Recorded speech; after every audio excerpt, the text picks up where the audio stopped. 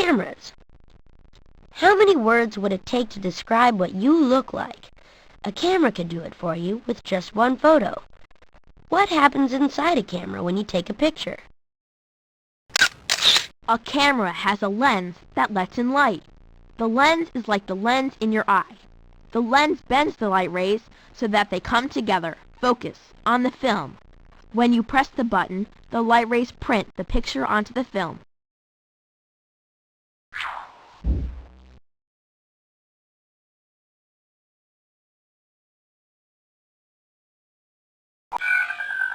Parts of a camera.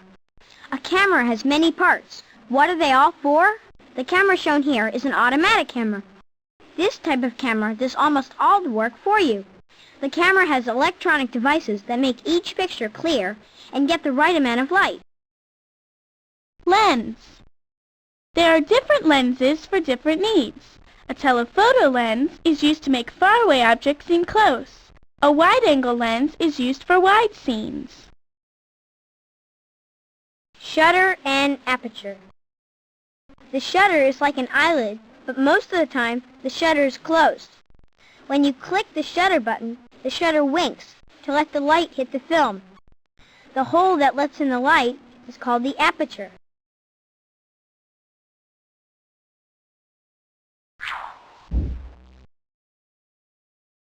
Autofocus.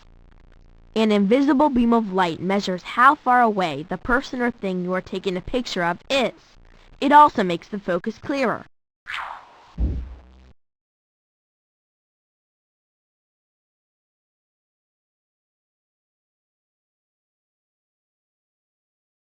Flash.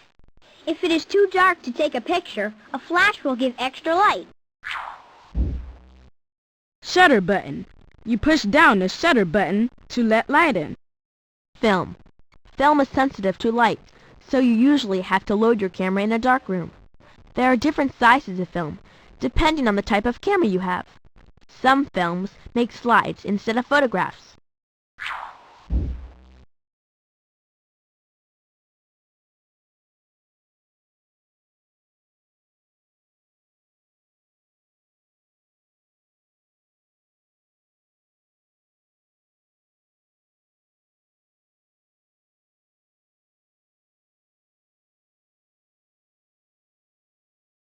Film. Film.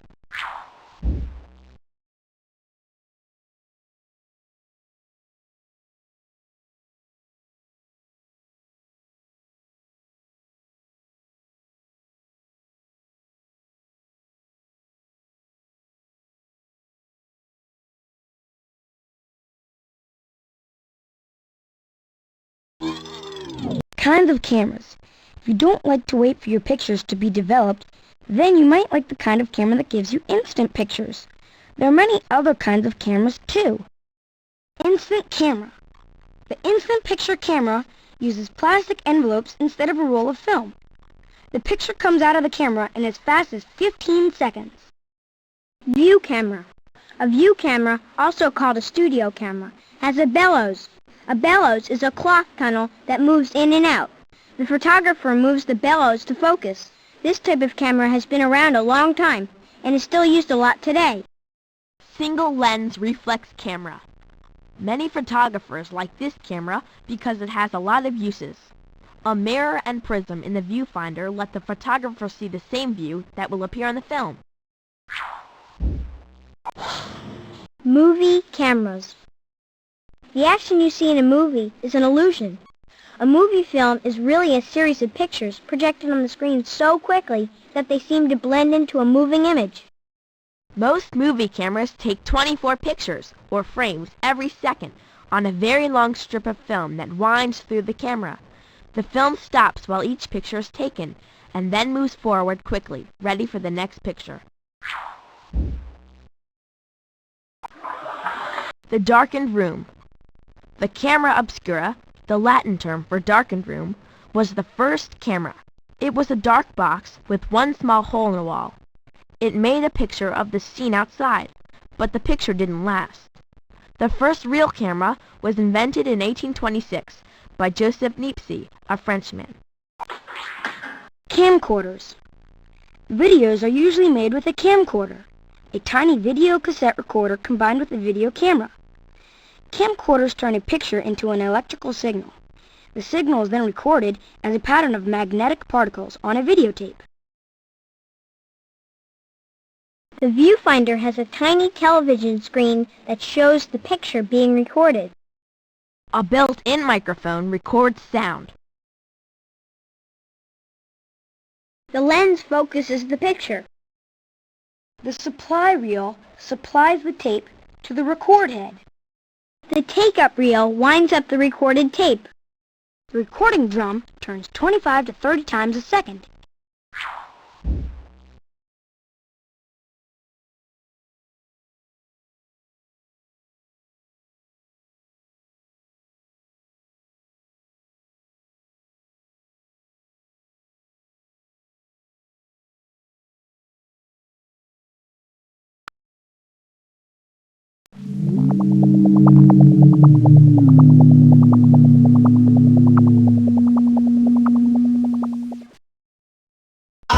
Atoms and molecules.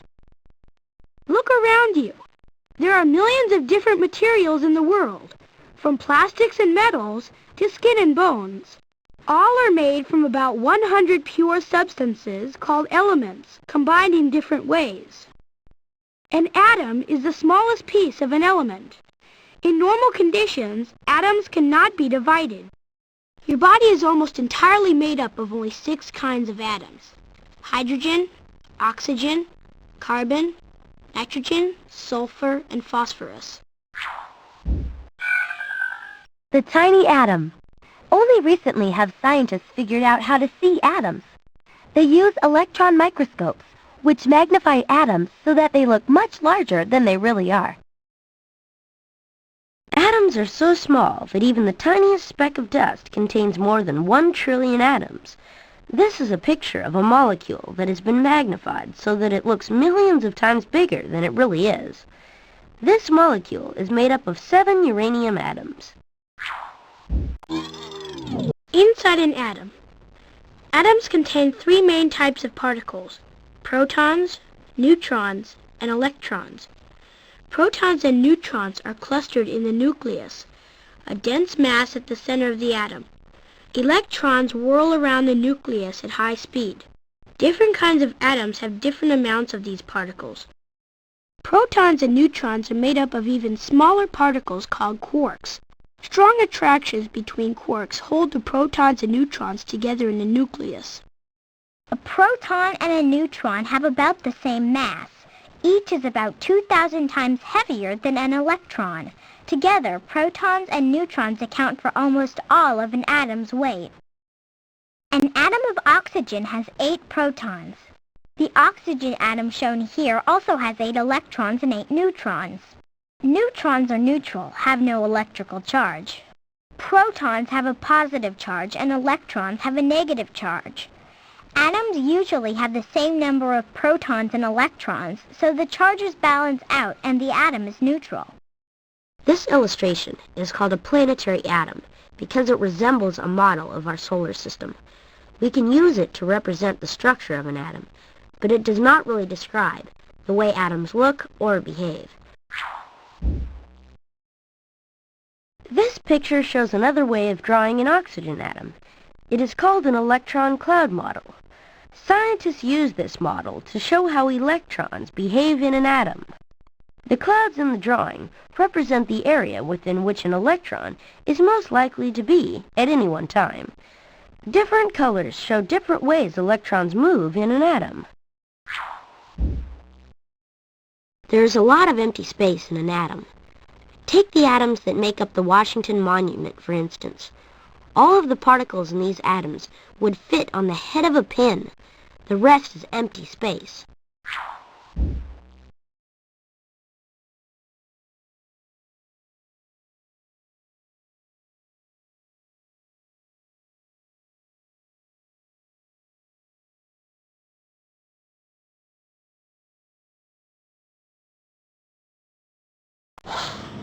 Atoms and molecules.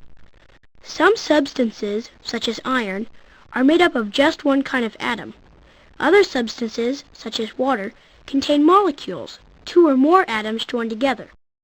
Molecules form when chemical bonds form between atoms. The molecule here is made from 2 hydrogen atoms and 1 oxygen atom.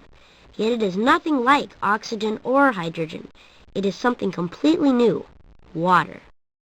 Molecules may be simple or complex. A molecule of oxygen is made up of 2 oxygen atoms.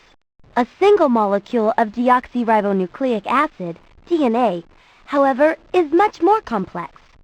DNA contains the instructions that all of the cells in your body follow. One DNA molecule consists of millions of different kinds of atoms arranged in a twisted spiral shape. Arranging atoms. Atoms make up 3 kinds of matter: solids, liquids, and gases. The atoms behave differently in each kind of matter. The molecules in a gas move constantly. There is a lot of empty space between them, so they are easy to compress or squash together into a smaller volume. Molecules in a liquid slip and slide past each other. If you pour a liquid from one container to another, you can see that it's very easy to change the shape of a liquid. It is very difficult, however, to change how much space a liquid takes up. Liquids change to gases when heated. The atoms or molecules that form a solid are tightly packed in a regular pattern. It is very hard to squeeze a solid into a different shape. Solids change to liquids when heated. Radiation. Some kinds of atoms are unstable. This means their nuclei give off particles over time. This is called radiation, and these atoms are radioactive. Radioactive atoms are useful in many fields of science. In 1898, Marie and Pierre Curie discovered some kinds of radium atoms that have been used to treat cancer. The radiation from radium atoms is harmful to human cells, but it tends to kill cancer cells before normal cells. Doctors figured out how to direct and control the radiation so that it would damage only cancer cells in a patient.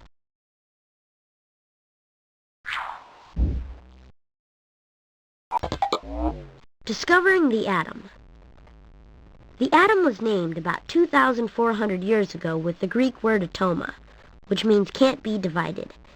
At that time, atoms were just an idea. There was no way to study them or even prove they existed. Today, scientists have done more than split the atom. They are knocking atoms apart, bit by bit, to see what's inside. Scientists use long tunnels called linear accelerators to study the tiny particles inside atoms. Electrons, neutrons, or protons are shot down the tunnel and crash into other particles at great speeds. When they collide, smaller pieces, such as the quarks that make up protons and neutrons, break off. To get clues about the structure of atoms, scientists study the tracks that the quarks leave as they fly away from the collision.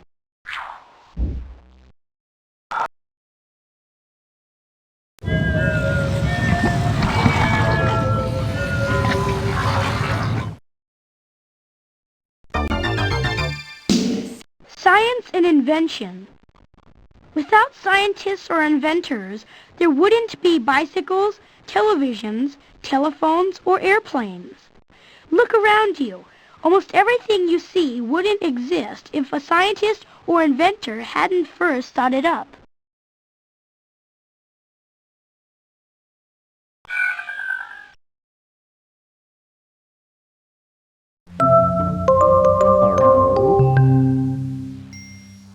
Which came first?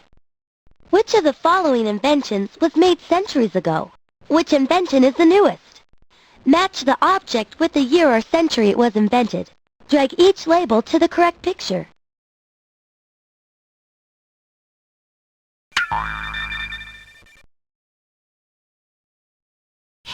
Who left the cats out in the rain? You're right. Several scientists developed television during the 1920s. Color television wasn't invented until the 1950s. Before television, people mostly listened to the radio.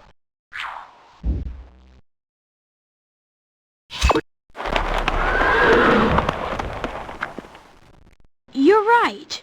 This is the oldest of the inventions shown here.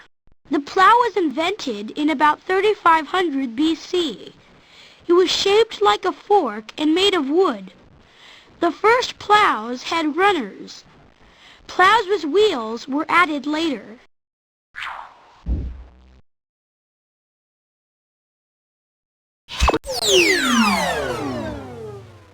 You're right. The laser was invented in 1960 by Theodore Maiman and Charles Towns. Lasers are important in medicine and in industry.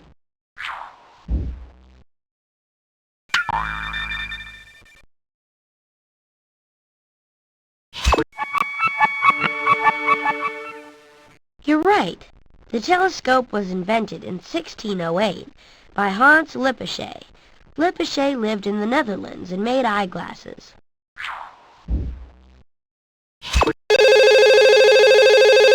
You're right. The telephone was invented in 1876 by Alexander Graham Bell. Imagine life without telephones. Before there were telephones, people had to use mail and later telegrams to communicate.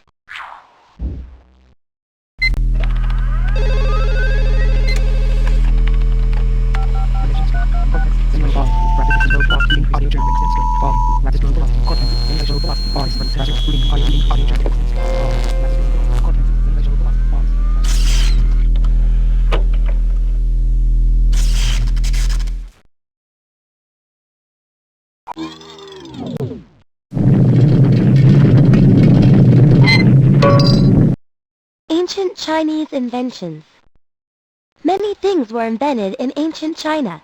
Paper was invented by a Chinese man named Cai Lun in AD 105. The Chinese also invented the compass, stirrups, ice cream, and the first seismograph, a machine that measures earthquakes. A man named Chang Heng invented the seismograph in AD 132. The invention was made of bronze and was about 6 feet, 2 meters across. A heavy pendulum hung inside. When an earthquake began, the seismograph moved more than the pendulum. This motion made a dragon open its mouth and drop a ball into the toad's mouth below it. When this happened, people could tell which direction the earthquake was coming from.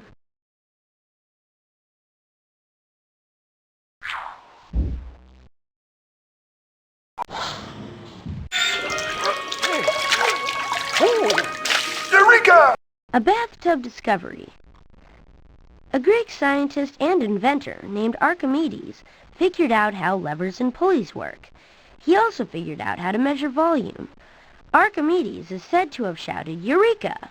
I have found it," as he stepped into his bath and realized that the volume of an object can be measured by seeing how much water it displaces. The ancient Greeks developed a new way of thinking about science. This way of thinking later became the scientific method, the system of observing and testing still used by scientists today. The Greeks made many discoveries in medicine, astronomy, and mathematics. They invented new machines as well. Famous Europeans.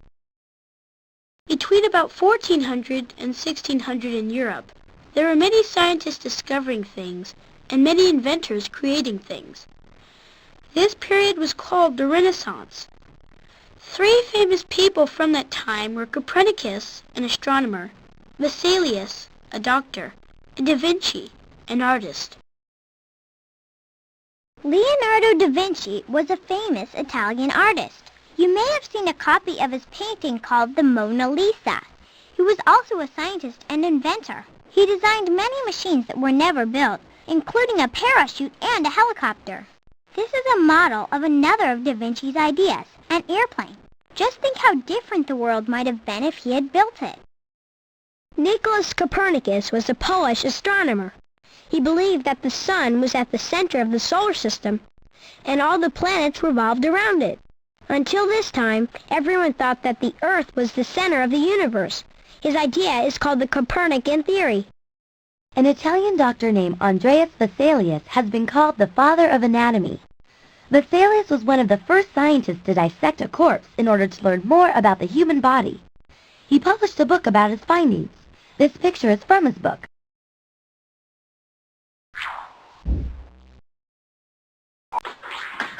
The Age of Reason. The period of the 1600s and 1700s was called the Enlightenment, or the Age of Reason. During this period, Isaac Newton discovered gravity. Here are two other famous inventors from this time. Benjamin Franklin had many talents. He was a leader in the American Revolution. He was also a scientist and inventor. He invented a wood-burning stove called the Franklin stove. He invented bifocal eyeglasses and discovered that lightning is a kind of electricity.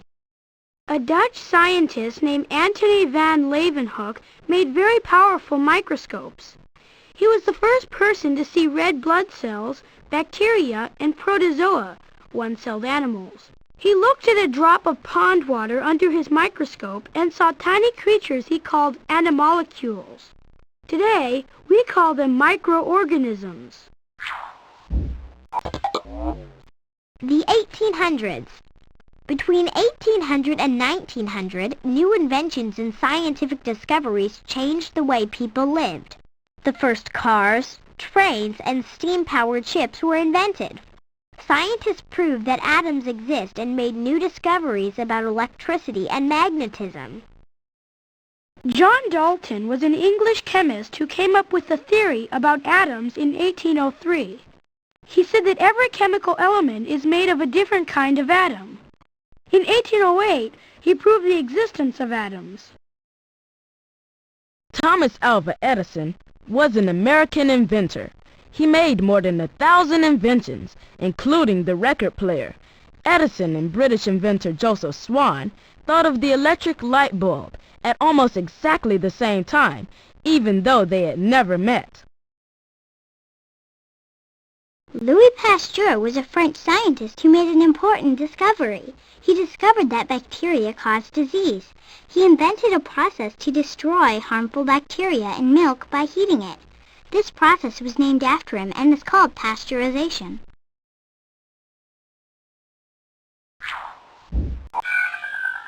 The early 1900s. In the early 1900s, the German scientist Max Planck figured out what energy was. Also, television, helicopters, and air conditioning were invented in those years.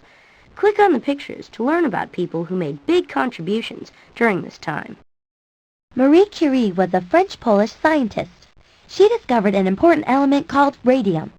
Radium has radioactivity in it and is used to treat cancer. Curie won 2 Nobel Prizes for her work in science. She shared one of the prizes with her husband, who was a partner in her research.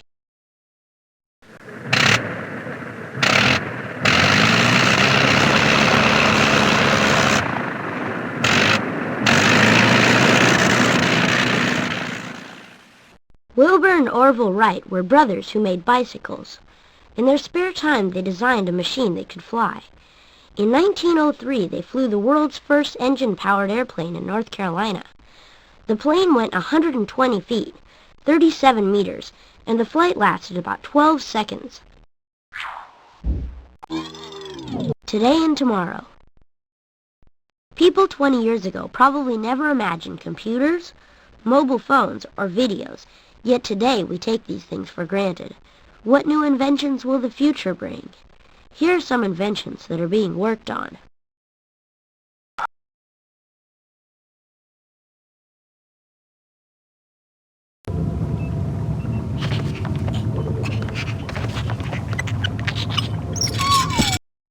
Machines. What do a saw and a computer have in common? Both are machines.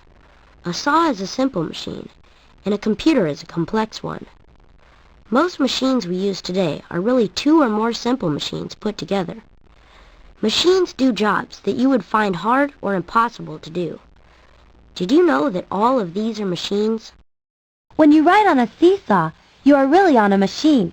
A seesaw is a type of simple machine called a lever. A saw is a type of machine called a wedge. Even scissors are a machine. They are really a combination of the 2 simple machines in the other pictures, a lever and a wedge.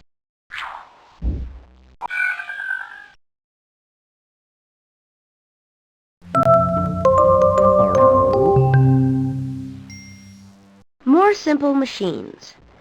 You've just learned about 2 types of simple machines. There are 4 more. Wheel and axle, inclined plane, screw and pulley. Simple machines help you the same way bigger machines do. They make a job easier. Can you match the name with the right machine?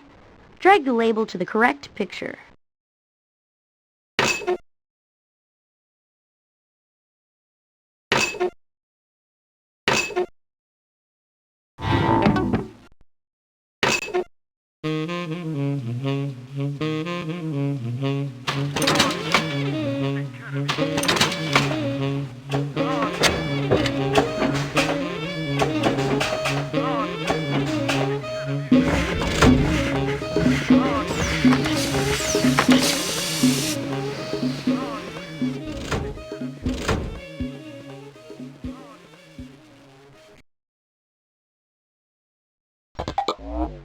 Machines. Even scissors are a machine. They are really a combination of the two simple machines in the other pictures, a lever and a wedge. Inclined plane. A board that is slanted and does some work is called an inclined plane. An inclined plane makes it easier to lift things. It is easier to get a load up an inclined plane than it is to lift the load straight up. This is because the load moves a greater distance along the plane. If the slope of an inclined plane is not very steep, you will have to push the load farther, but it will be easier to push. Wedges and screws. The two simple machines called wedges and screws are really inclined planes. A screw has a winding edge called a thread. A wedge is sharp. Scissors, knives, saws, needles, nails, and axes are all wedges. The thread of the screw is like an inclined plane wrapped around a pole. The wedge is a kind of inclined plane. The wedge is a slope that moves along a load, pushing it aside or upward as it moves forward. A screw moves into wood or plaster with a much greater force than the effort a person puts into turning the screw. It takes longer to turn a screw than to pound a nail, but the screw holds things together more tightly.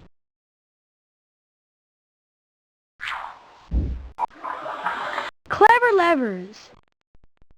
You've learned that a seesaw is a lever, but how does it work? A lever is propped up by an object called a fulcrum. With a seesaw, the fulcrum is the object in the middle, which the board, lever, rests on. The effort is the force that the person pushing the seesaw is doing. Click on the pictures to find out how other levers work. A fishing rod is a third-class lever. The effort is between the load and the fulcrum. A crowbar is a first-class lever. The fulcrum is between the load and the effort. A wheelbarrow is a second-class lever. The load is between the fulcrum and the effort. Wheel and axle. How are a wagon and a doorknob alike? They both use a type of simple machine called a wheel and axle. With the wagon, the axles are the rods that connect each pair of wheels. With the doorknob, the knob is the wheel. When you turn the knob, an axle pulls back the latch so the door can open. Another machine that uses a wheel and axle is a winch. When you push on a handle, the wheel, a shaft, the axle turns and raises the load. The winch lifts the load with a greater force than the effort needed to turn the handle.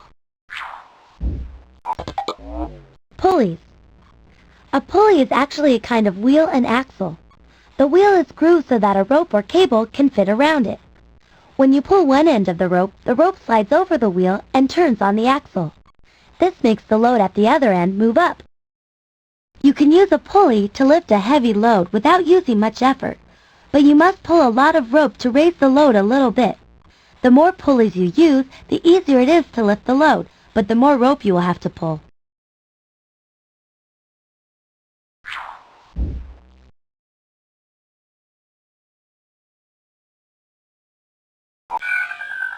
Gears. Some machines have gears. A gear is a wheel that has teeth. A gear makes other wheels move. The teeth on one wheel fit into the spaces between teeth on another wheel. The teeth on the bigger gear push the teeth of the small gears and make these gears turn. Mechanical clocks and watches contain gears that turn the hands at different speeds. Perpetual motion machine. Have you ever heard of a machine that runs forever? There isn't one, but many inventors have tried to build such a machine. Inventors have tried to create a perpetual motion machine, a machine that never stops and that runs on its own without any source of energy. Such a machine cannot exist because all machines lose some energy as they work. Without a constant source of energy, a machine always slows down and eventually stops.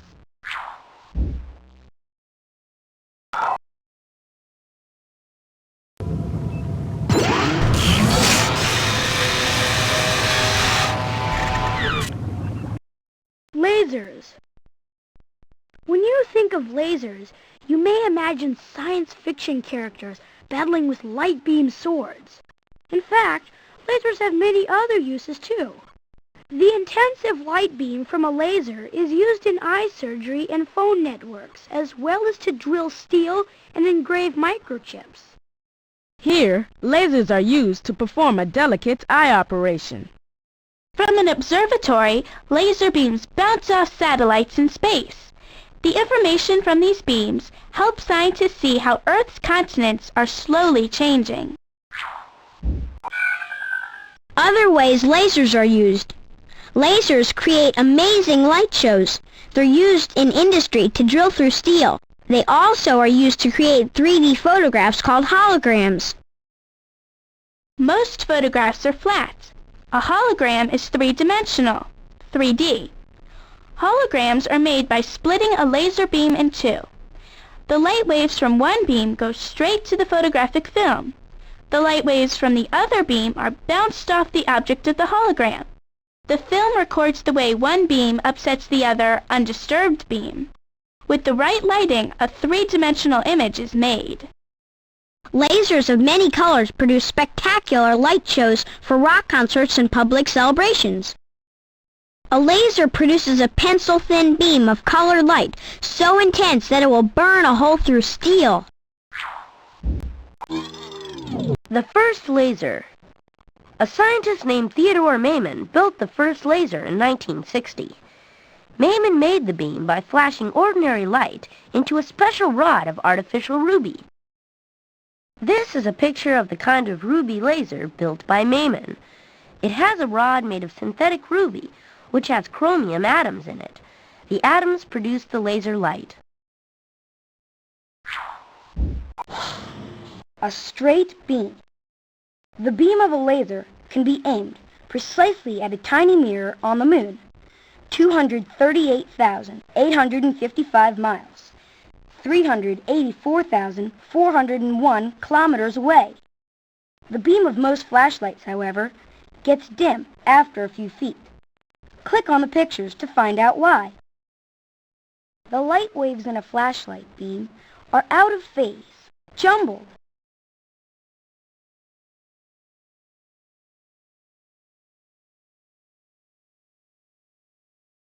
Lasers make a straight, narrow beam. The light waves travel in phase, which means they are lined up perfectly with each other. Gas laser. There are three kinds of lasers: solid, liquid, and gas. Gas lasers use gases such as argon, which gives a low-power beam that is used for delicate surgery. Here's how a gas laser works. The glass tube of a gas laser contains a mixture of gases. The gas atoms in the tube make the laser light. An electric spark from this power supply gives energy to the atoms in the laser tube. This extra energy makes some atoms fire off photons, tiny bursts of light. These photons hit other atoms, making them fire off photons too. The laser tube has mirrors at both ends. The mirrors make the photons bounce back and forth, bumping into more atoms as they go, which makes more photons. Some photons get through a tiny hole in the mirror at the front of the laser. This makes a beam of light.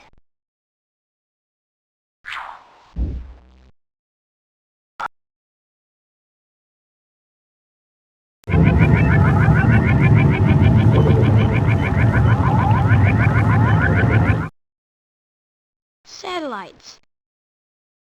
What is that moving object in the sky at night? If it's not a plane or a shooting star, it's probably a satellite. A satellite moves around a larger object, such as a planet, while being held in orbit by the planet's gravity.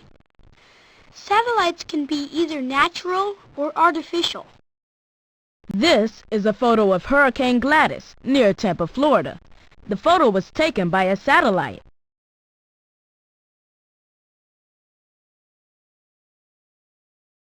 Did you know that you can see a satellite on almost every clear night? It's the moon, the Earth's only natural satellite. Many other planets also have natural satellites called moons.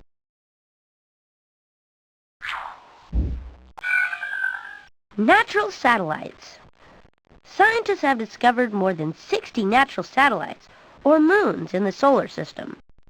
Most of them orbit the 4 giant outer planets, Jupiter, Saturn, Uranus, and Neptune. Cameras aboard the spacecraft Voyager 1 took this picture of Jupiter and its satellites. This photo shows one of the satellites.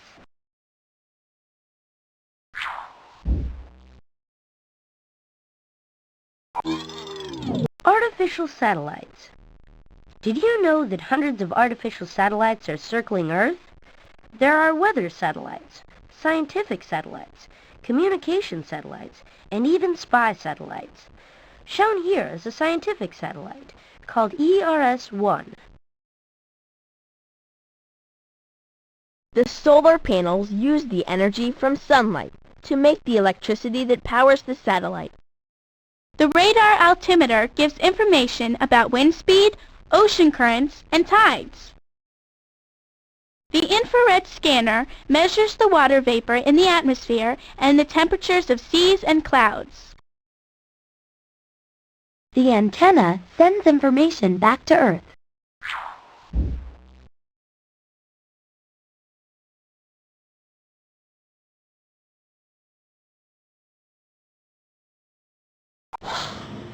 Sputnik 1. On October 4, 1957, the Soviet Union launched the world's first artificial satellite, Sputnik 1. The satellite carried a radio that sent signals back to Earth. Sputnik burned up in the atmosphere 92 days after it was launched. Satellite orbits. Different satellites have different kinds of orbits.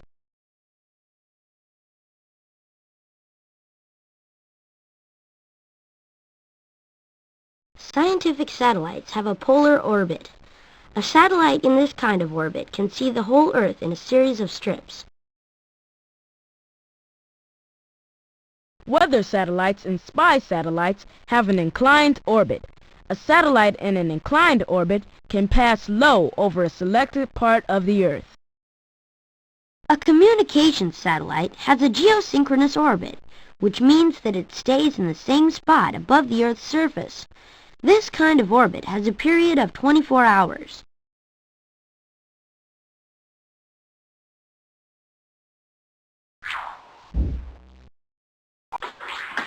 Communication satellites. How can you see the Olympic Games being played in a faraway country while you sit in your house thousands of miles away? Communication satellites make it possible. These satellites receive radio waves from one part of Earth and send them to another part. In some places, satellite dishes like this one are used to receive radio and television signals from communication satellites.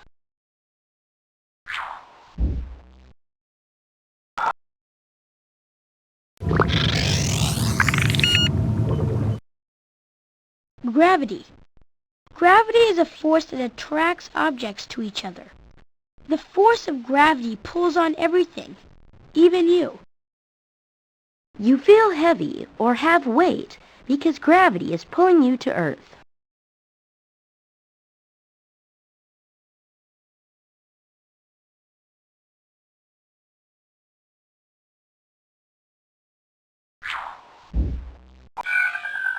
Mass and weight. Mass is the amount of material in an object.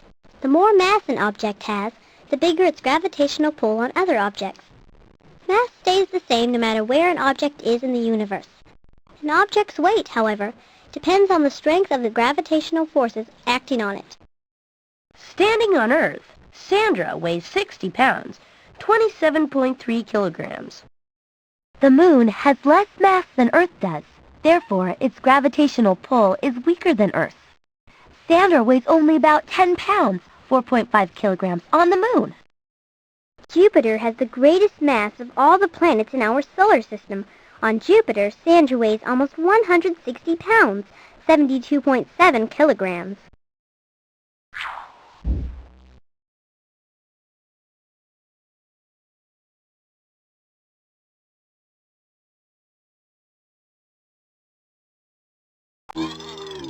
Gravity and Earth. People on the opposite side of Earth are upside down in relation to you, but they do not fall off into space. They are held on the surface of Earth just as you are. This is because the force of gravity pulls everything toward the center of Earth. Down is always the direction of Earth's center. Earth's gravitational pull exerts more than 14 pounds of pressure on every square inch of air, about 1 kilogram per square centimeter at sea level.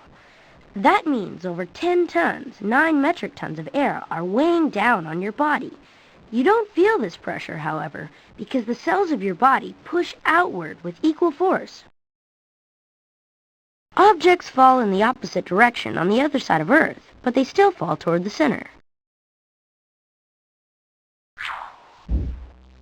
The force of gravity gets weaker as you go farther from the center of Earth. On top of a high mountain, gravity is slightly weaker than at sea level, so objects weigh a very tiny bit less. When you drop a ball, it falls because gravity is pulling it toward the center of Earth.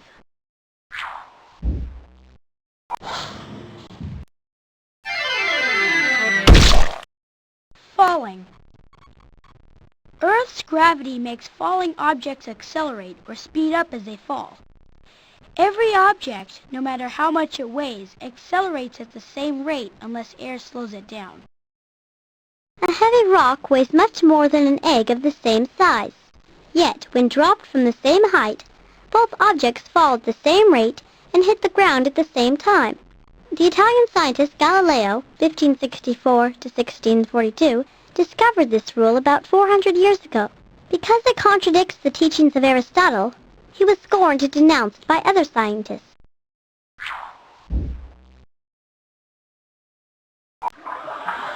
In orbit. Did you know that Earth is continually falling toward the sun? So are the other planets in our solar system, yet none of them ever get any closer to the sun. How can this happen? These planets are in orbit, held in a tug-of-war between gravity and forward motion. What happens when you throw a paper plane straight out away from you? If you've made it well enough, it flies a certain distance in the direction you threw before it curves downward to hit the ground. If you throw the plane lightly, it does not travel very far before it hits the ground. If you throw it harder, it travels farther. The faster the plane is going when it leaves your hand, the farther it travels before gravity pulls it to the ground. If you could throw your paper plane hard enough, it would keep going forever, held by gravity in a curved path around Earth.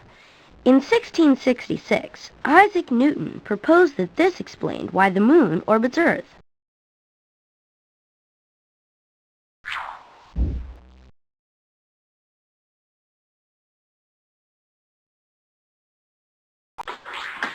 Moon and Earth. Earth's gravity keeps the moon moving in its orbit around Earth, but the moon's gravity has visible effects on Earth, too. The moon produces our ocean's high and low tides. The water in the oceans is held on Earth's surface by gravity. However, when the moon is directly over the sea, the moon's gravity pulls the seawater away from Earth. This produces high tide. It is low tide where the sea is away from the moon. The moon's gravity also pulls on Earth itself, moving it away from the sea on the far side of the planet. This makes another high tide. Most places on Earth have 2 high tides a day. one when the moon is directly overhead, and one when the moon is over the exact opposite point on Earth's surface. Because of the way Earth and the moon rotate, the second high tide is about 12 hours and 25 minutes after the first.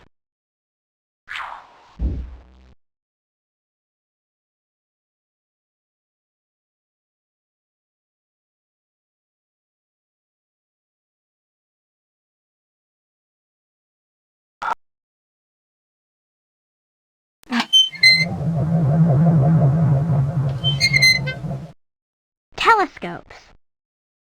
If you were standing at the top of a tall building, the people on the street below would look as small as ants. If you looked through a telescope, they would seem so large that you could see every detail of their appearance. Today, we have telescopes that can see planets and galaxies far across the universe.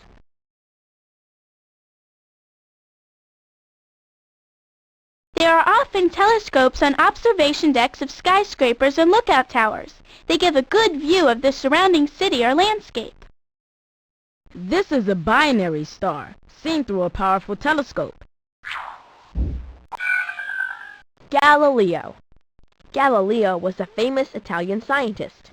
In 1609, with the help of a telescope, he made some important discoveries. These discoveries changed the way people thought about how the universe worked. After using a telescope, Galileo believed the theory that the Earth moved around the sun and was not the center of the universe. The Catholic Church disagreed with this idea and wanted Galileo to take back what he had said. He was forced to do this and he was sentenced to life in prison. However, he was allowed to serve his sentence under house arrest.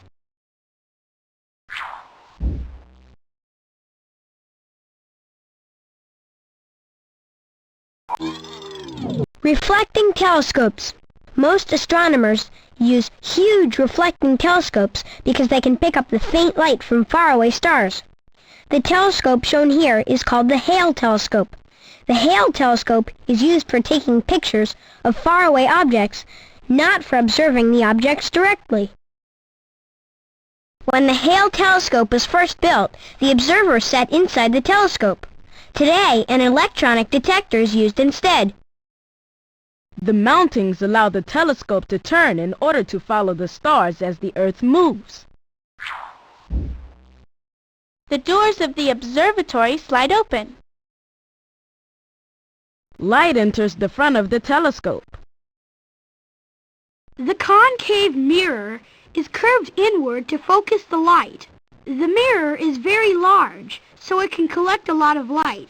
The mirror on this telescope is 200 inches, 508 centimeters wide, and weighs 22 tons, 20 metric tons. Refracting telescopes. Astronomers use both reflecting and refracting telescopes to see faraway objects. The main difference between these two types of telescopes is that reflecting telescopes have mirrors to focus light, and refracting telescopes have lenses. The refracting telescope has a large lens at the front. This lens refracts, bends the light to form an image of a distant object. The eyepiece lens is at the back of the telescope. Most refractor telescopes have another lens in the middle. Without this lens, the image would be upside down. Reflecting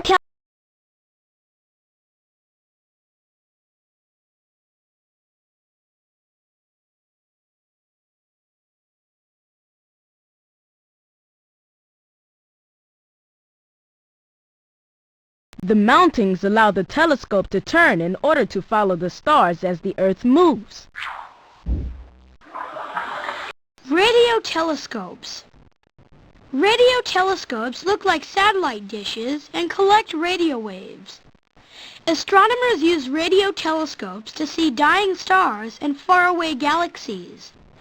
With these telescopes, astronomers can now study things in the sky they never would have been able to find with other telescopes. Hubble Space Telescope. Part telescope, part satellite, the Hubble Space Telescope is an observatory in space. It was launched into space in 1990. Shortly after, a defect was discovered in one of its mirrors. The space telescope has now been repaired and is working very well. This door opens to let light in. The secondary mirror reflects light onto detectors that pick up ultraviolet rays as well as light. 2 solar panels turn sunlight into electricity to power the telescope.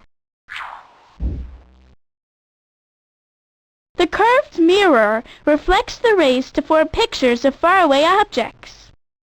Instruments measure the color, brightness, and position of stars. Television cameras take pictures of very dim stars.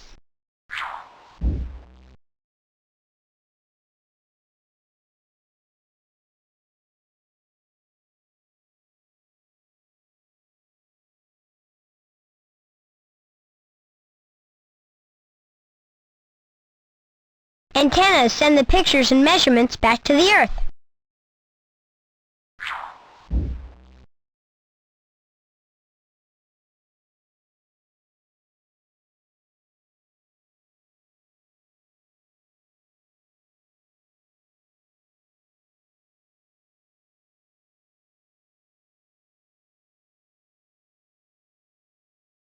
Two solar panels turn sunlight into electricity to power the telescope. Binoculars. Did you know that the binoculars you use at a baseball game are actually telescopes? They have lenses and prisms that make them powerful, yet small. Birdwatchers, sailors, and sports fans use this kind of telescope. Opera glasses are also telescopes. People use these small binoculars to see stage performances close up. In some binoculars, the eyepiece lenses are adjustable to match the strength of each eye. Prisms fold up the light inside the binoculars, which magnify objects as much as a long telescope.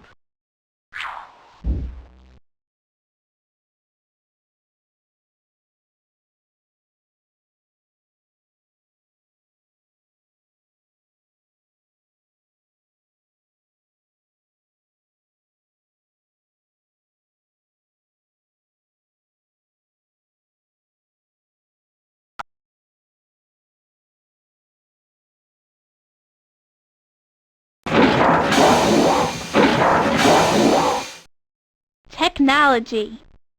Imagine life without indoor plumbing, cars, and telephones. Technology is the way that people use new ideas and inventions to solve problems and to make life easier and more fun. Technology began more than 2 million years ago when stone tools were invented. The discovery that round objects roll has led to all sorts of inventions, from bicycles to cars. Can you think of other things that roll? Industry. Many industries depend on technology. The mining industry uses huge oil rigs and cutting machines. Factories have assembly lines with all sorts of machines, including robots controlled by computers. The agricultural industry also uses many modern machines. Many farms have machines that milk cows. The milk then goes to a dairy plant where machines process it. Finally, a truck takes the milk to stores.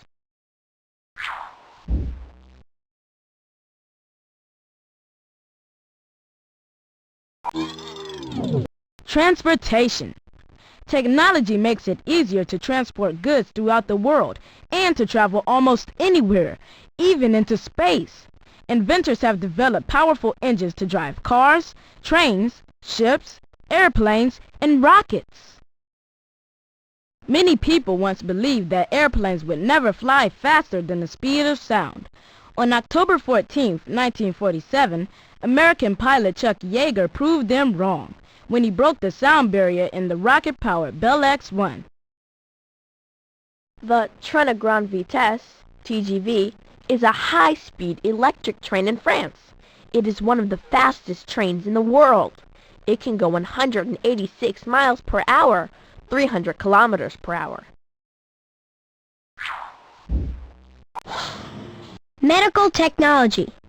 There have been many important advances in medical technology.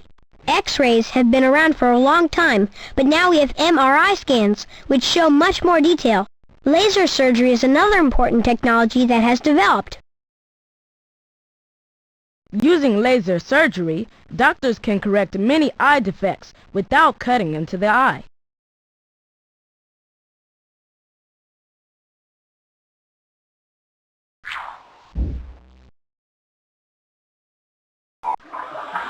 Communications and information. Thanks to technology, we can talk to people on the other side of the world. We can enjoy television, radio, movies, stereo sound, and computers. In virtual reality, a glove is used instead of a joystick. The player's hand controls the screen's hand in 3 dimensions.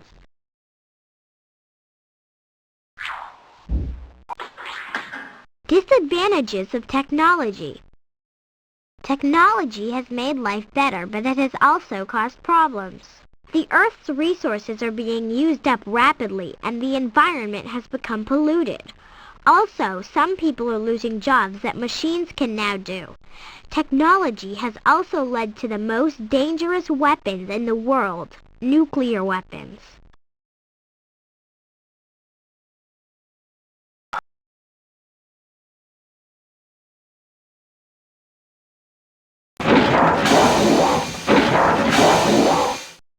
Technology.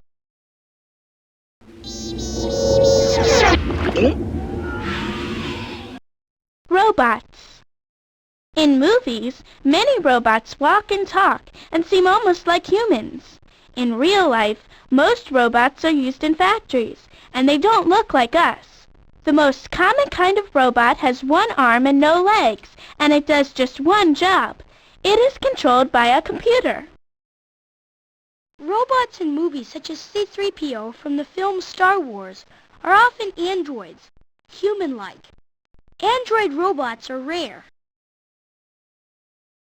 These robots were programmed by a person who instructed them how to do a job. Some robots can understand spoken instructions. Robots often have a kind of built-in intelligence, meaning they can sense light, sound, and touch. Space robot. In 1976, Vikings landed on Mars. These Vikings were 2 robot landing craft. They studied the planet and searched for signs of life. The Viking lander is the most complex robot ever sent into space. The robot needs to work independently because radio instructions could take hours to travel from Earth.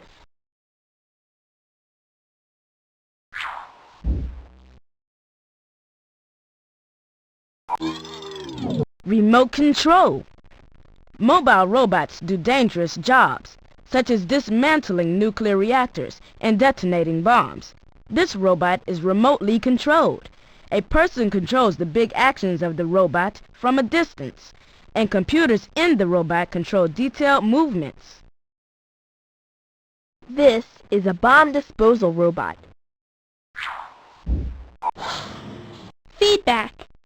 When you pick up an egg, your senses begin sending signals to your brain. Your brain adjusts the movement of your hand and the pressure of your fingers so that you don't drop or crush the egg. This adjustment is called feedback, and some robots also use it. Many robots have grippers to pick up objects. The grippers have pressure sensors that can tell when the grippers are holding an object firmly or too firmly. Without these sensors, the grippers could crush a delicate object when picking it up. The sensors send feedback in the form of electronic signals to a control circuit.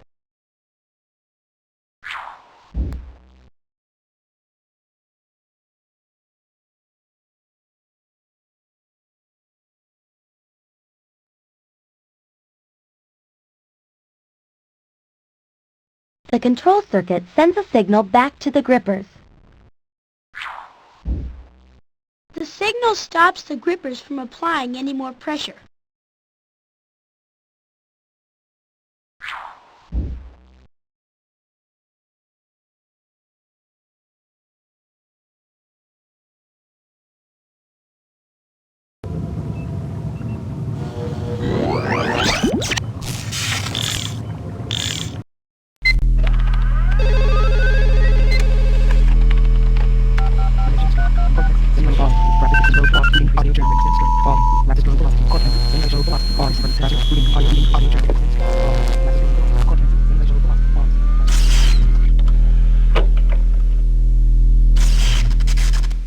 Electronics. Life would be different without electronics. Without electronics, there wouldn't be any radios, TVs, stereos, or computers. They all work because of electricity. When electricity creates signals that carry information, it's called electronics. Inside all these machines are paths, called circuits. Electricity flows through these circuits. Tiny parts in the circuits control the flow of the electricity in order to produce signals. These signals carry information like numbers, letters, pictures, or sound. Changes in the flow of electricity may represent sounds in a telephone line or numbers in a computer.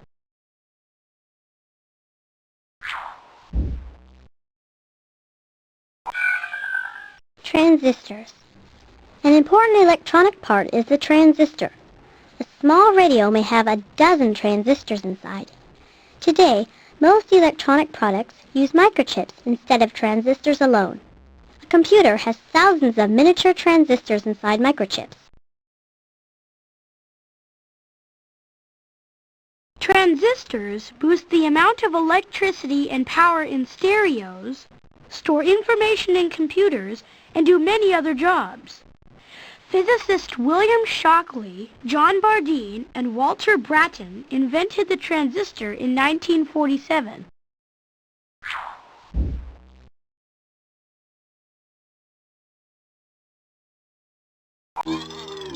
Microchip. A microchip isn't a small potato chip. It's a tiny part that is used in electronics. Microchips have circuits with hundreds of thousands of microscopic parts. This is a picture of a microchip inside its protective case. Many people call this whole thing a microchip, but actually the chip is only a small part. Tiny wires connect the legs of the case to a circuit board.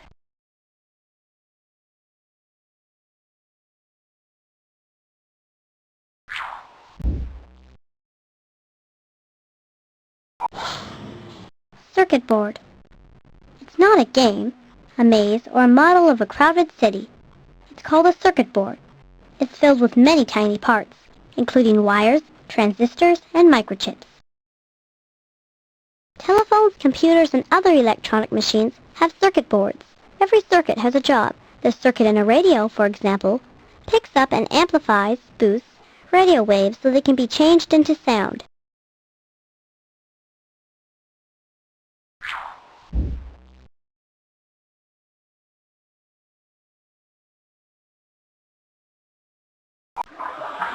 Controlling the current. Electronic circuits do several jobs. They may amplify, boost current. They may make an oscillating current, one that quickly changes direction, or they may switch current on and off.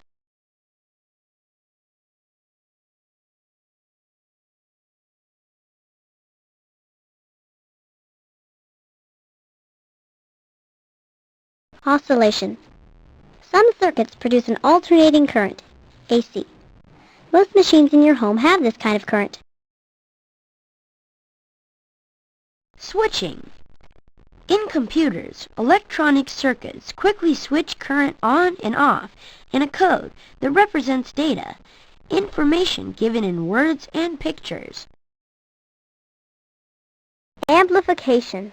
An amplifier circuit produces a strong alternating current, AC, from a weaker AC current.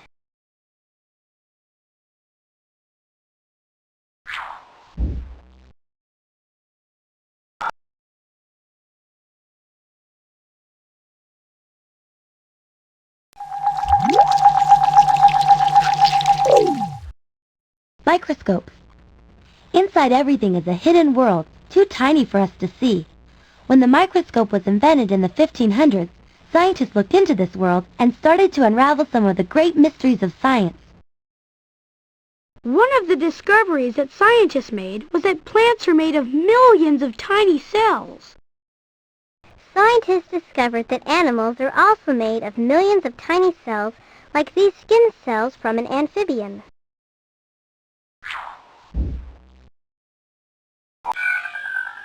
Optical microscope. The optical or light microscope can magnify something from about 10 times to 1,500 times its normal size. There are two lenses that magnify things. One is the eyepiece, called the ocular lens. The other is the objective lens.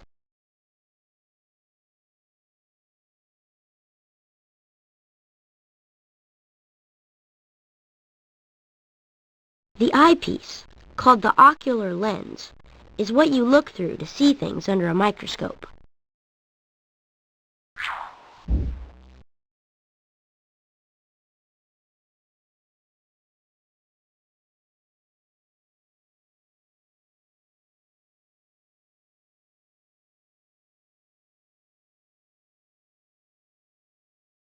You can move the objective lens so that it is right above the slide you are looking at. Some microscopes have more than one objective lens. When you want to see something under a microscope, you must put a small piece of it on a glass slide and place it under the lens. The condenser lens focuses a beam of light onto the slide. A beam of light hits the mirror, bounces off, and shines on the glass slide from below.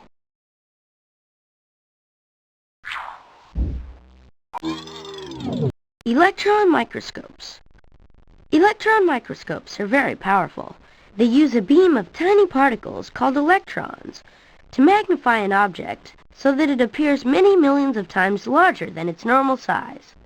Scientists use electron microscopes to study tiny living cells and materials such as plastics and metals. If you're using an optical microscope, you must cut the object into thin slices. A scanning electron microscope can magnify a whole object, such as this ant. The image of the ant appears on a screen.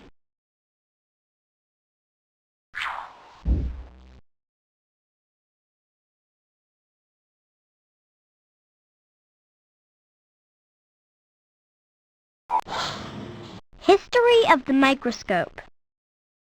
The Romans used magnifying lenses about 2,000 years ago, but the first microscope didn't appear until around 1590. It was built by Dutch eyeglass makers Hans and Zacharias Janssen. In 1663, English scientist Robert Hooke used a microscope to discover cells in cork. In the mid-1600s, Dutch scientist Antony van Leeuwenhoek used a microscope to make many important discoveries about living things.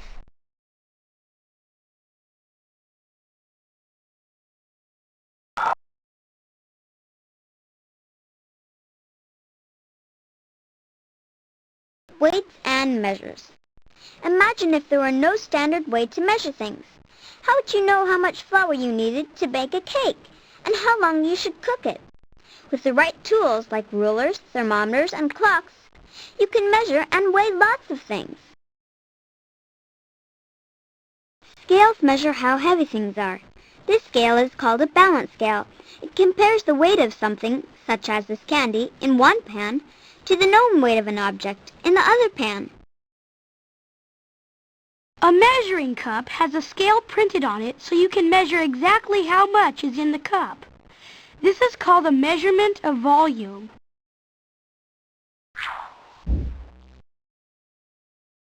Tape measures and rulers measure length. You can also use them to figure out area.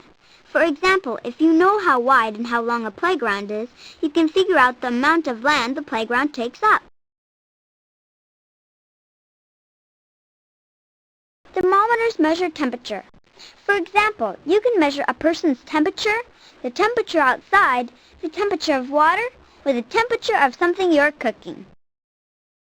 Clocks measure time in hours, minutes, and seconds.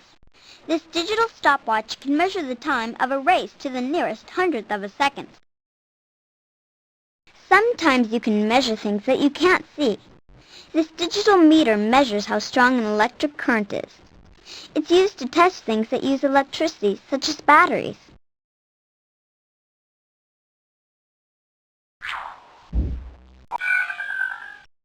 Arms and legs. People first measured things by using their arms and legs, but there was one problem. The measurements changed depending on the size of the person doing the measuring. People realized that they had to have a standard way to measure, so they developed instruments for measuring. People measured things from the elbow to the end of the hand, and this measurement was called a cubit. It was used in ancient Egypt and Rome. The cubit was about 17 to 21 inches, 42.5 to 52.5 centimeters. The hand was a small unit of measurement. It was divided into 4 smaller units called digits. 1 digit was equal to 1 finger, and 1 hand was equal to 4 fingers. The height of horses is still measured in hands. The foot was used in ancient Rome. A twelfth of a foot was called an uncia, which is the basis for our word inch. There are 12 inches in 1 standard foot. Many English measurements were first used in ancient Rome. The mile was 1,000 paces, and each pace was 2 steps. The word mile comes from the word for 1,000 in Latin, the language spoken in ancient Rome.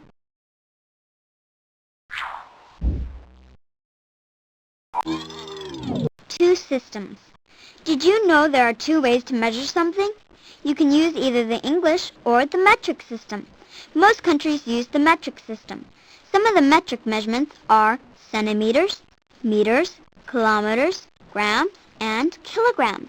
The United States uses the English system, and some of the measurements are inches, feet, miles, ounces, and pounds. If this girl uses a scale in the U.S. system, she weighs 50 pounds. If she uses a scale in the metric system, she weighs 22.5 kilograms. If you know how much you weigh in pounds, you can figure out how much you weigh in kilograms by multiplying your weight by 0.45. If you know how much you weigh in kilograms, you can figure out how much you weigh in pounds by multiplying your weight by 2.2. English and metric frogs. These 2 frogs can jump exactly the same distance. The blue frog uses the English system, and the red frog uses the metric system. 1 inch in the English system is the same as 2.54 centimeters in the metric system. The blue frog can jump 32 inches. How far can the red frog jump? Click on the label to find out. The red frog can jump 81.28 centimeters. You find the answer by multiplying 32 by 2.54, which equals 81.28 centimeters.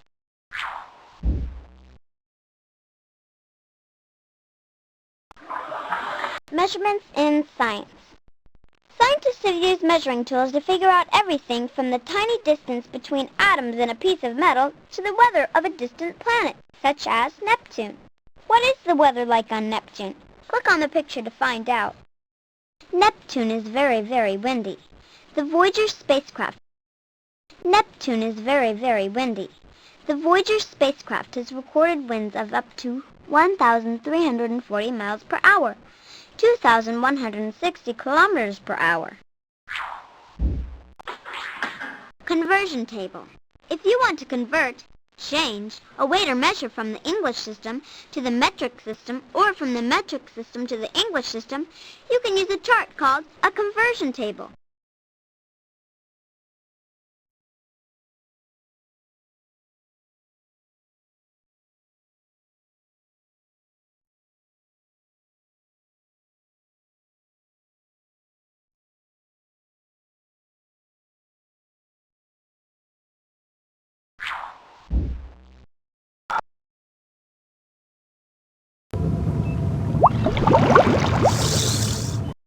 Chemistry. Why do bananas turn brown? Why does suntan lotion keep your skin from burning? Why do some metals rust?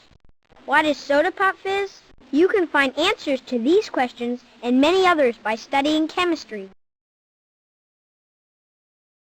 Oxygen from the air combines with the metal to form rust. Carbon dioxide and sunlight are part of a chemical reaction called photosynthesis, which helps plants grow. Fertilizer used in the garden has chemicals that help make plants grow faster and stronger. Chemicals in the suntan lotion combine with the molecules on your skin to protect you from a sunburn. Soda pop fizzes because carbon dioxide has been dissolved in water. Oxygen in the air reacts with the chemicals in the banana to make it turn brown.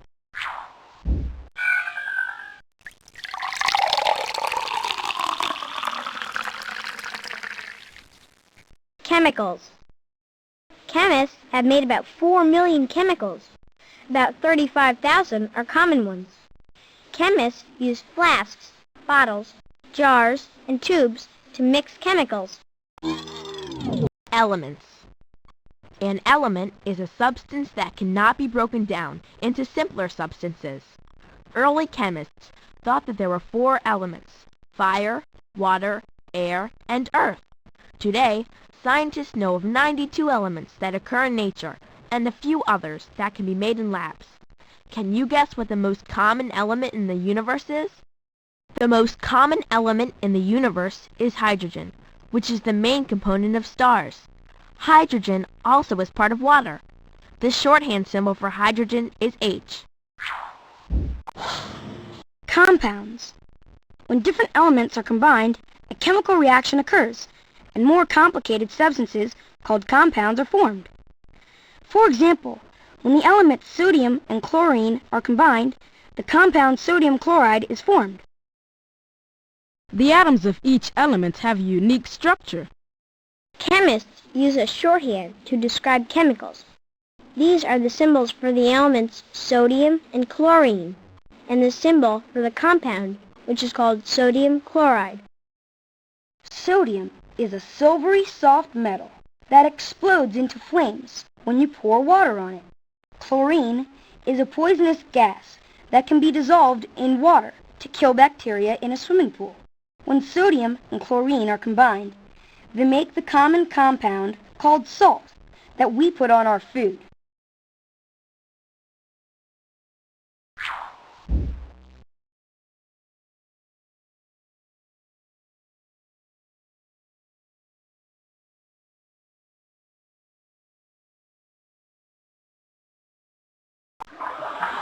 Chemical reactions. Some chemical reactions need heat to start them off. When heat from a match is added to charcoal, the carbon in the charcoal combines with the oxygen in the air. The result of this chemical reaction is combustion, a fire.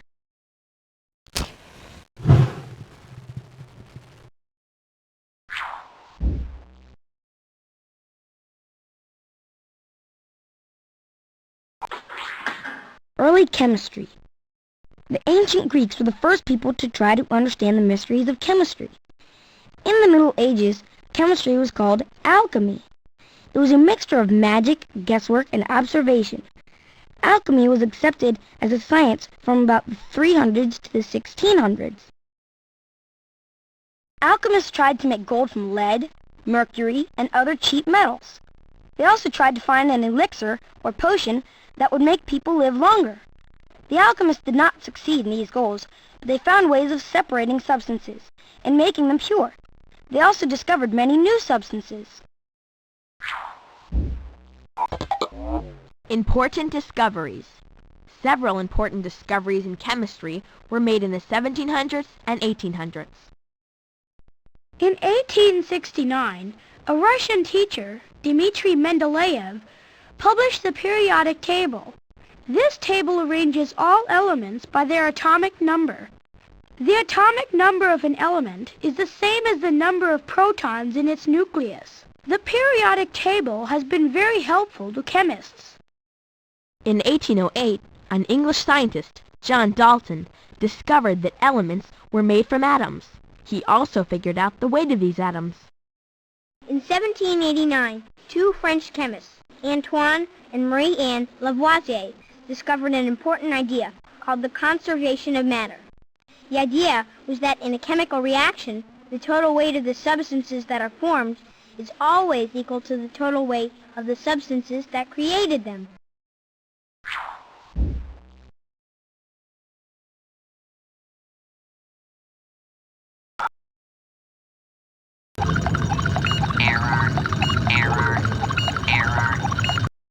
Computers. A computer can't think for itself the way you can, but it's like an electronic brain that can put together data, information, very quickly. Computers don't always have a screen and a keyboard. Cars, cameras, washing machines, and many other things have computers inside them. Modern jets have computer screens that show the pilot and crew important information about their flight. Many systems that help them take off and land in bad weather are also controlled by computers. Have you watched a worker at the supermarket checkout sliding each food item over a spot on the counter? The worker is using a scanner to keep track of the price of each item and to add up the bill. The scanner can do this because it has a computer inside. Did you know that some traffic lights are controlled by computers?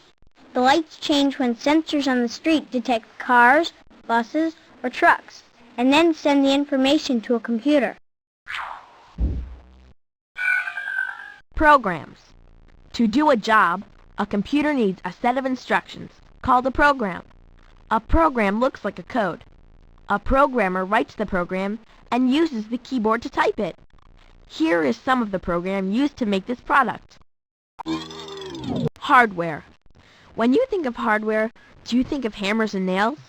That's one kind of hardware, but another kind is computer equipment. A joystick, a monitor, a mouse, and a keyboard are all computer hardware. Here are some other kinds.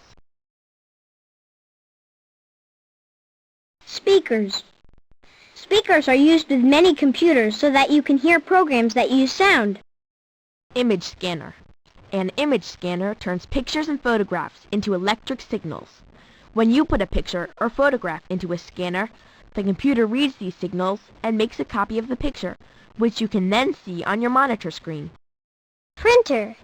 The printer prints out pictures and words onto paper. This paper copy of your work is called hard copy.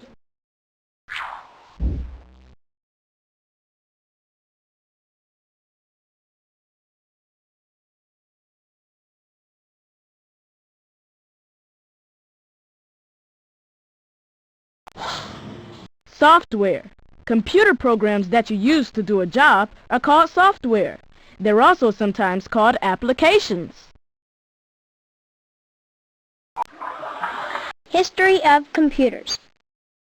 In 1642, a French scientist named Blaise Pascal built a mechanical calculating machine, a machine that could do math. His machine paved the way for the invention of the computer. Charles Babbage. In 1834, an English scientist named Charles Babbage designed the first mechanical computer. He called it the analytical engine. It was never built because nobody in those days knew how to make such a complicated machine. Also, Babbage didn't have the money to build it. Computers in the 1970s. At first, computers were huge machines taller than people. When the transistor was invented in the 1940s, people made computers that were smaller and faster. When microchips were invented in the 1970s, the first personal computer was built. ENIAC. In 1946, two American engineers, J. Prescott Eckert Jr. and John W. Mackley, built ENIAC, the first fully electronic computer. It could do about 5,000 calculations in 1 second. That sounds like a lot, but today's computers can do millions of calculations in 1 second. Computer parts. How many parts of a computer can you name? Have you ever heard of a microchip? Click on the pictures to find out about microchips and other parts of the computer.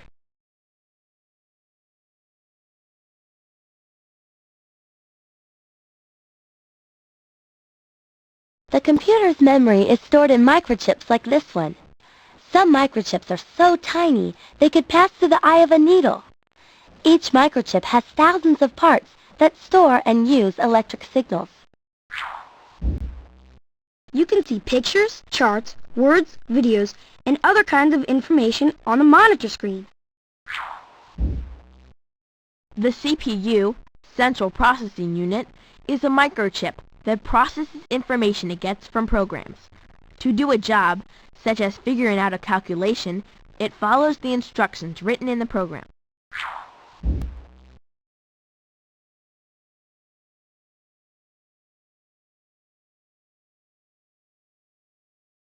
Information can be stored on floppy disks, hard disks, and compact disks, CDs. Hard disks store huge amounts of data. You can't see a hard disk because it's inside the computer. Software comes on either floppy disk or compact disk, CD. Floppy disks are also used to store and back up files that you've created and want to save.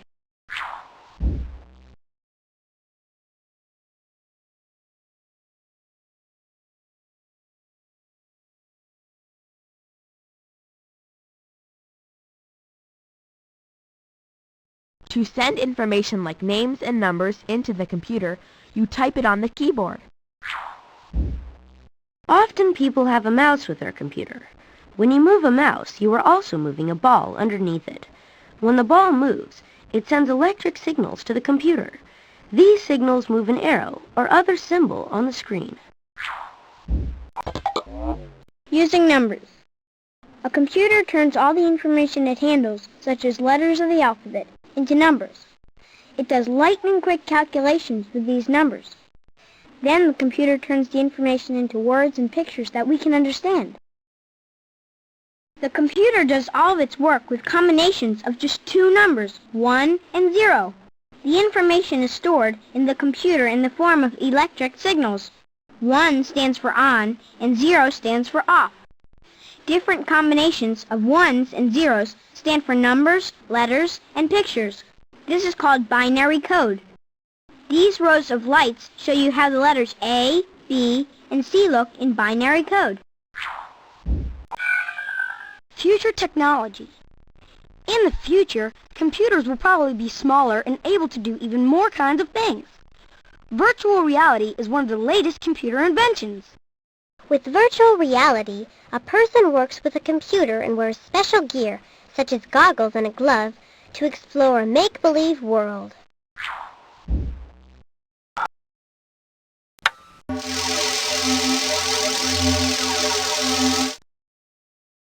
Energy. What is energy? Energy is the ability to make things happen. Every movement and action takes energy. The energy of moving things is called kinetic energy.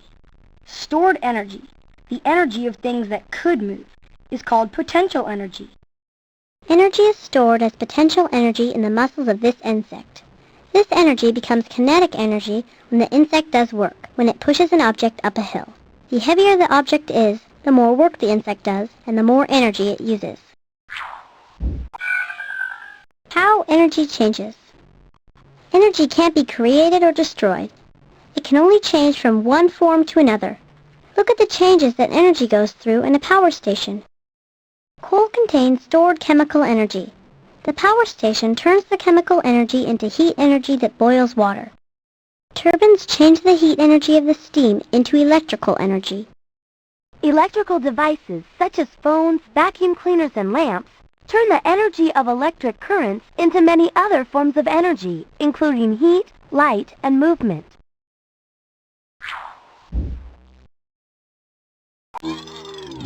Which source is non-renewable? People on Earth use a huge amount of energy. Energy resources that won't run out are called renewable resources. Energy sources that will someday run out are called non-renewable resources. Which picture shows a non-renewable source of energy? The sun provides solar energy and is a renewable source. Solar energy is called a renewable source because we won't run out of it for billions of years. Solar energy can be used to make heat and light. This picture shows solar panels collecting energy from the sun. Oil is a non-renewable energy source. Coal, natural gas, and oil are the remains of plants and animals from long ago and are extracted from the earth by oil rigs.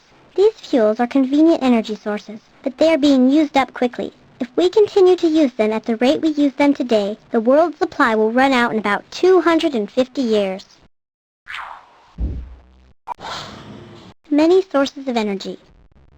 The world's main sources of energy, in order, are fossil fuels, gas, oil, and coal, water, and nuclear.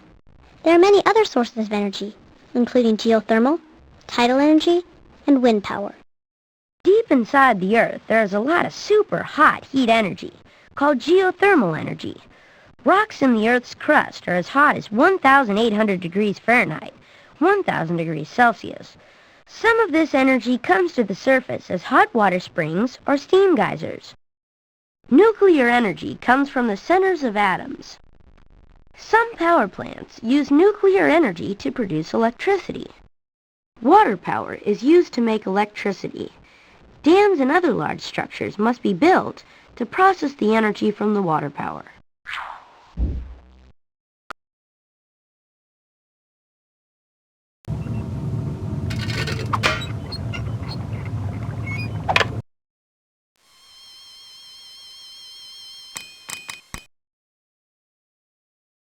Magnetism. Even though a magnet isn't sticky, paper clips and some other things made of iron or steel stick to it. Magnetism is an invisible force, but it's a powerful one. A material that attracts certain metals, such as iron, is called a magnet. A magnet is surrounded by a force called a magnetic field. Some metal objects, such as paper clips, are pulled toward the magnet when they are placed within the magnetic field.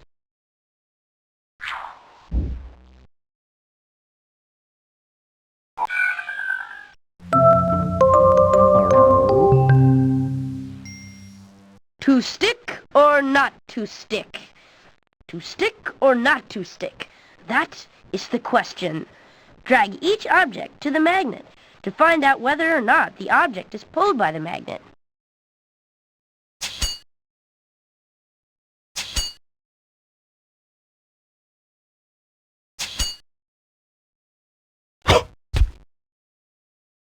Stop. Don't ever put a magnet near a computer, because a magnet could cause serious damage to the computer's hard disk.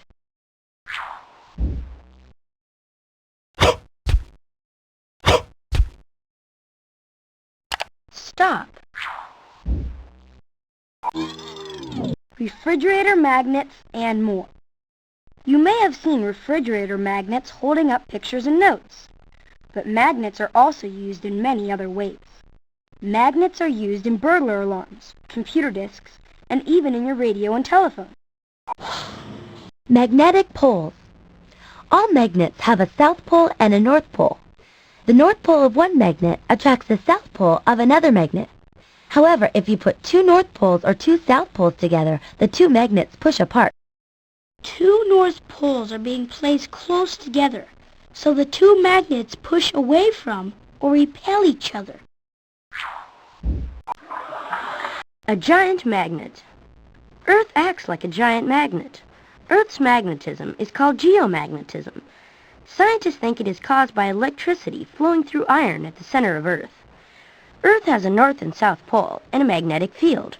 Earth's magnetic poles are very close to its geographical poles, the points on Earth that are farthest from the equator. Particles charged with electricity are constantly flowing from the sun toward Earth, and they are pulled into Earth's magnetic field. As these particles hit particles in Earth's atmosphere, they give off light. In the northern hemisphere, the display of light is called aurora borealis, which means northern dawn. Compasses and butterflies. What do a compass and butterfly have in common? Magnetism. The poles of a compass needle are attracted to Earth's magnetic poles. Butterflies have a magnetic substance that may help them navigate by following Earth's magnetic field. The first compasses were made in China about 2,000 years ago. The compass needles were made of a magnetic rock called magnetite, also called lodestone. The magnetized needle was stuck through a straw or cork and placed in a bowl of water. The needles would turn and point to the north and south. Butterflies have a magnetic substance that helps them navigate. Other animals, such as birds, may also navigate by using the Earth's magnetic field. Today, compasses have magnetized steel needles. They are made by rubbing a magnet against the steel in one direction only. How is a magnet made? A piece of iron or steel has millions of tiny magnets called dipoles, meaning that each magnet has a north and south pole. The dipoles are usually jumbled up, and the steel is not magnetized. However, if the dipoles are made to point in the same direction, the steel or iron becomes a magnet. This piece of steel is not magnetized. The little dipoles point in different directions. Here a magnet is rubbed against the steel, which magnetizes the steel. The magnet pulls the dipoles in the same direction, and forces them to line up in one direction. They become one big magnet. Electromagnets. Electricity can make heat and light, but did you know it also can make a magnet? It can make an electromagnet because an electric current produces a magnetic field. This is a simple electromagnet. Wire is coiled around a piece of iron. When the wire is connected to a battery, an electric current flows through it and creates a magnetic field. Electromagnets have many uses. Some cranes have powerful electromagnets that lift heavy objects. Other devices have very small electromagnets. Electric doorbells, intercoms, metal detectors at the airport, and anti-theft devices in stores and libraries all have electromagnets in them. A maglev train doesn't run on rails, but floats above them. A current passes through electromagnets in the track and on the train. The magnetism lifts the train.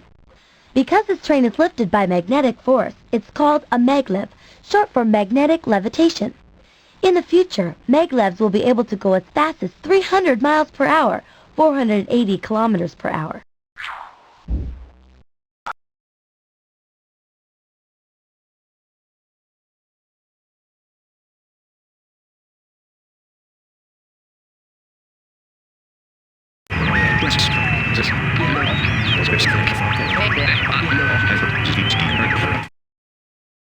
Prescription eyewear.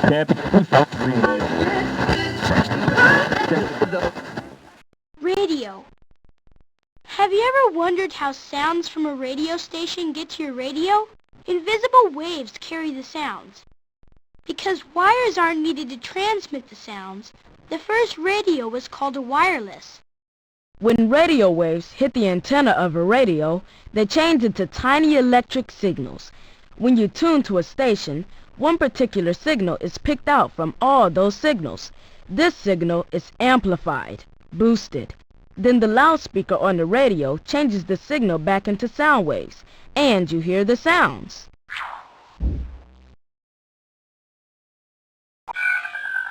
Radio station. The sounds you hear on the radio begin in a radio studio. When the announcer speaks or plays recorded music or a program, sound waves are created. A microphone changes these sound waves into electric signals. Then, these signals are transmitted, sent, in the form of radio waves to your radio. A piece of equipment called a transmitter picks up the electric signals from the microphone in the studio.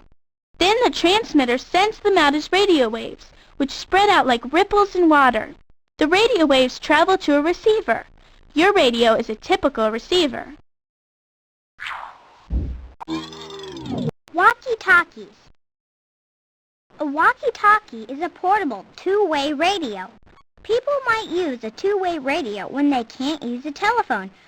Some of the people who use two-way radios are police officers and people who work on airplanes and ships. Roger. We got ourselves a situation up here. Yeah, over. Over and out. People on ships use two-way radios to talk to people on other ships or on land. When people use a two-way radio, they are supposed to say, "over," after every sentence to let the other person know they are done speaking. At the end of a conversation, the last person to talk says, "over and out." Morse and Marconi.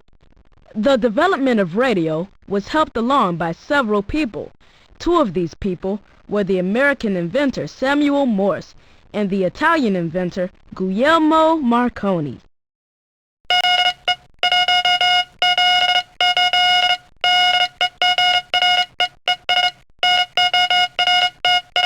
In the 1800s, people sent radio signals over telegraph wires by tapping a key.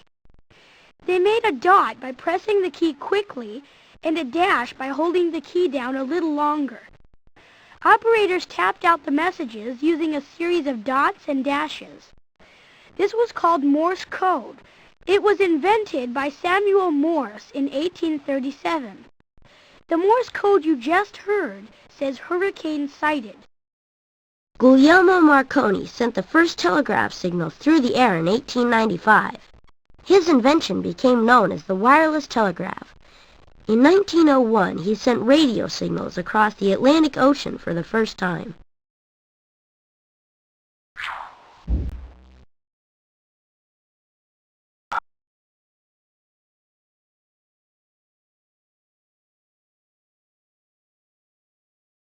Weights and measures.